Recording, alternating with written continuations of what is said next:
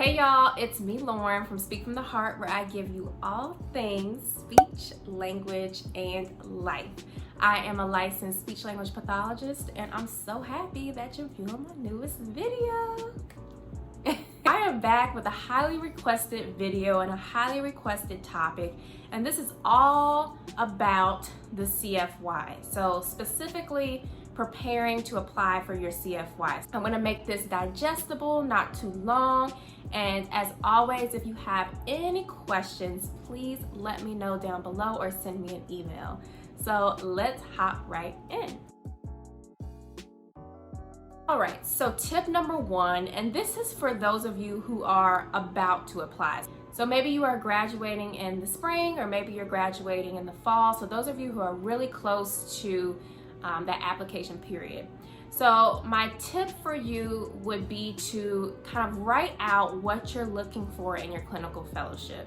So again, this is 9 months where you will be learning and growing more as a clinician. So you want to make sure you're somewhere that will make you happy. So my recommendation would be to really think about these two questions. The first one is, what setting will I grow the most in? So, what setting will really challenge me, help me develop my clinical skills so that after my CF, I'm ready for even more. The second question is, what setting or what job type will leave me the most fulfilled? So what do I feel like will really keep me happy, keep me engaged with the field, keep me inspired to just keep doing and learning more. Those are very important, along with salary, okay? So let's just not even pretend like that's not a big deal. So obviously, you want to make sure that you would be able to support yourself, pay your bills, support your family, whatever your circumstance is. But those two questions I just told you, I think are so important because your happiness is paramount. And you don't want to be somewhere that you're getting loads of money, but you go home and you're cranky and you're sad and you're just angry at your job. So making sure you're taking the time to start a list of what you want, thinking about what would make you the most happy and what area you're the most passionate about. Second tip is to make sure your resume is popping, okay? I have a video already on my channel where I give you some general tips. My tip specifically for first year graduate students is to update your resume regularly. So after every semester, update your resume with, whatever types of clients you worked with, whatever skills that you learned. So that way when when it's time for you to apply for your CF, you're not revamping the whole thing. So, periodically revamping your resume, adding in relevant experience so that it's strong. And when you apply, it's not so much of a task on you to do it all at one time. My third tip, and this is for those of you that are okay, I got my resume, I know where I want to work, so this is for you, is to really figure out where are you going to apply. One thing I'd recommend is to make a LinkedIn. And I know LinkedIn is not popping, it's not like a Facebook or Instagram, but it's such a powerful tool for networking, and you can also find jobs on LinkedIn. So I highly recommend making a LinkedIn account. Make sure you have a professional picture, no selfies, no duck lips, okay? Professional picture. And you can use your LinkedIn to find positions in your area or to network with, professionals in your area who are working in places you'd like to work. Using LinkedIn to look for jobs, using Indeed to look for jobs, and also if there are companies or facilities that you're interested in, going straight to their website to see if they have open positions.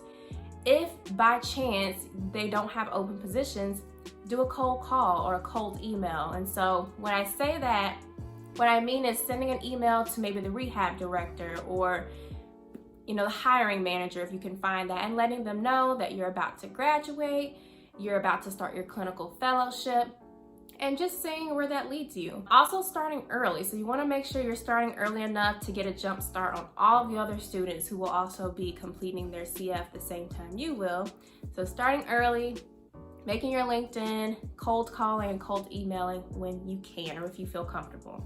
Those are my quick tips for your CF. So if you are graduating in May, or if you're graduating in the summer or December, now is the perfect time to really start buckling down on the application process for your CF. So making sure you're taking these steps initially so that when you go to apply, it's just not so much of a stressful process. In addition, I didn't go too much in detail about it here because this will vary from state to state, but just making sure that you are mindful about your licensure requirements. Typically, I don't think you can apply for your license until after you graduate. So your degree has to be conferred, all of your coursework has to be completed, but making sure you are visiting the State Board of Speech Pathology in your state so that you are good to go with your licensing.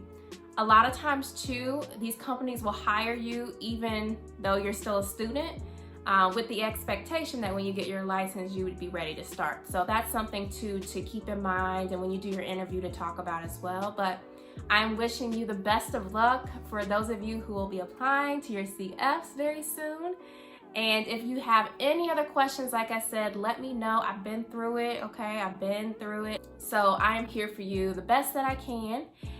Make sure that you subscribe to my channel. Make sure you like this video, and I will see you in the next one. Bye.